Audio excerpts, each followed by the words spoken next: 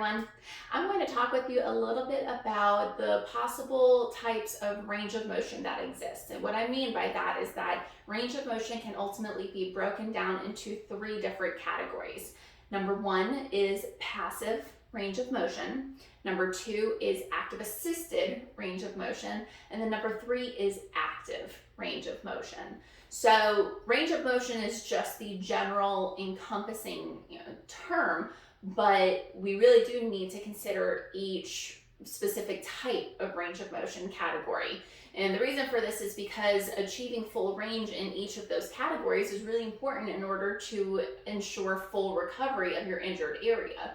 So passive range of motion is when the area that's being worked on, such as the shoulder, is completely relaxed. You are not trying to activate the motion yourself. Your muscles are turned off completely. So this usually means some kind of outside force is causing that range to happen in the first place. This might be another person, such as your therapist while you're rehabbing.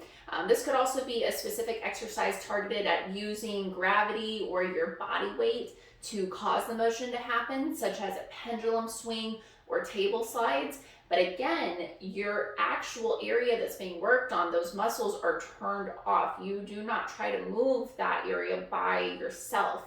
This is really important, especially after you've had surgery, when in the initial few weeks, passive range of motion might be all you're allowed to do, because yes, you're trying to get the joint and soft tissues moving, but you still need to allow healing of that area, and too much active use can actually inhibit the healing in the beginning stages of recovery. So you have to be able to achieve that passive movement before you can try to start getting active movement back.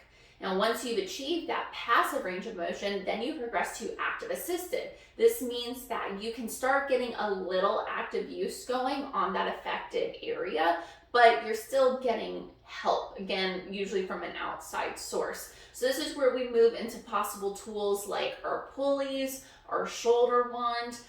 Again, you're getting some help. The affected area is doing a little bit of the work, but it's not doing 100% of the work. And a lot of times as you start waking up active use of that affected area, that's when usually some pain and discomfort might be coming into place. And it's really important that you don't push into pain or promote pain. So that's why sometimes, depending on what motion that you're working on, you might need more help from your stronger side, while the weaker or injured side is gradually trying to get used to working on its own again. Once you've progressed that active assisted range of motion, then you can move on to the final active range of motion. So this is where you are doing all of the work on your own in that affected area. You don't have any outside help. And as you're progressing your active range of motion, as you get that full range back, then you're going to be able to start adding in more resistance work, whether this is with resistance bands or free weights. So that's the progression that you should expect when you're recovering from an injury, whether it's the shoulder or any other joint in the body on the limbs.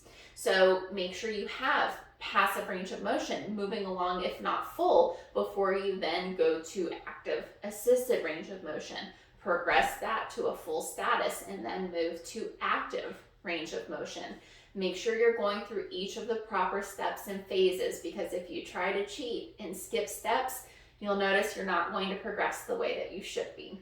Okay, so hopefully that's helpful just to understand the process with recovering throughout each phase of range of motion and what you can expect to encounter throughout your recovery process.